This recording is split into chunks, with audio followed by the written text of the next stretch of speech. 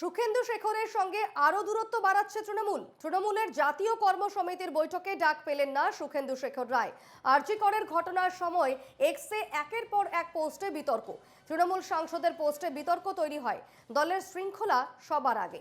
আরজি কর কাণ্ডে আমরাও চেয়েছি ফাঁসি হোক, দলের শৃঙ্খলা যে ভেঙেছে পার্টি তার সঙ্গে থাকবে না, মন্তব্য ফেরহাদ হাকিমের।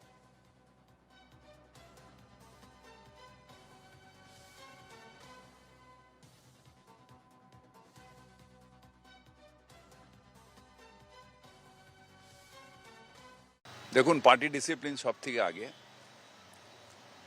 আমি পার্টির ডিসিপ্লিনের জায়গায় যা ইচ্ছে বলবো সেটা হয় না। রাজ্য সরকারের সাথে আরজি করার কোনো সম্পর্ক ছিল না। আমরাও চাই এক ফাঁসি হোক। যারা ছেলেরা যারা ডাক্তার বাচ্চারা যারা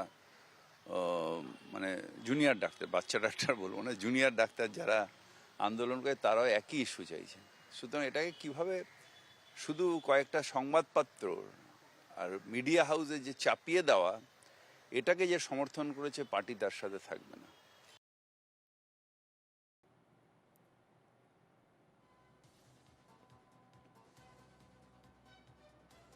এ বিষয়ে বিস্তারিত কথা বলবো, সরাসরি রয়েছেন প্রতিনিধি সুস্মিত মজুমদার। সুস্মিত, তৃণমূলের জাতীয় কর্ম সমিতির বৈঠকে ডাক পেলেন না সুখেন্দু শেখর রায়, তাহলে কি কোথাও গিয়ে দূরত্ব বাড়ানো হচ্ছে সুখেন্দু শেখর থেকে দলের?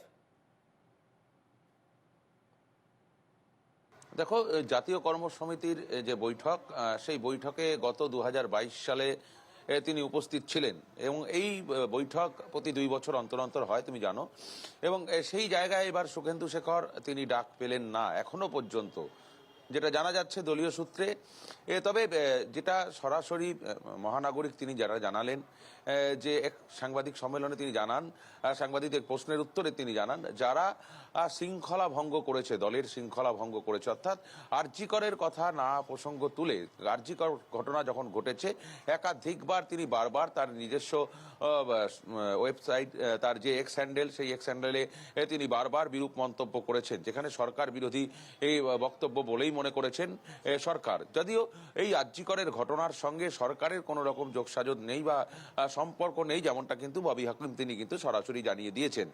তারপর তিনি একাধিক ক্ষেত্রে দেখা গিয়েছে একাধিকবার তিনি এক্স হ্যান্ডেলে বিরূপ মন্তব্য করেছেন, যেখান থেকে মনে হয়েছে এটা দল বিরোধী বক্তব্য বা সরকার বিরোধী বক্তব্য, যেখানে তিনি এই সরকারের একটি পদ হোল্ড করেন এবং সেইখানে থেকে দাঁড়িয়ে তাকে এই বৈঠক, অর্থাৎ আগামীকাল যে বৈঠক হওয়ার কথা, সেই বৈঠকে এখনো পর্যন্ত তিনি ডাক পাননি।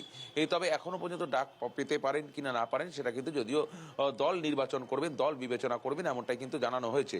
তবে এই মুহূর্তে বলা যেতে পারে এখনো পর্যন্ত সুখেন্দু শেখর আর তাকে ডাকা হয়নি। সেই কারণে কিন্তু তিনি এই বিষয়ে এখনো পর্যন্ত কোনো রকম মুখ খুলতে চাননি, যে কেন তাকে ডাকা হয়নি বা কি বিষয়, শুধুমাত্র আরজিকর বিষয় নাকি না অন্য কোনো বিষয়ে দলের অন্তর্নিহিত কোনো বিষয় রয়েছে কিনা সেটা কিন্তু এখনো পর্যন্ত পরিষ্কার নয়। আদৌ দলের কর্মসমিতির বৈঠকে ডাকা হয় কিনা সেদিকে নজর থাকবে। ধন্যবাদ সুস্মিত।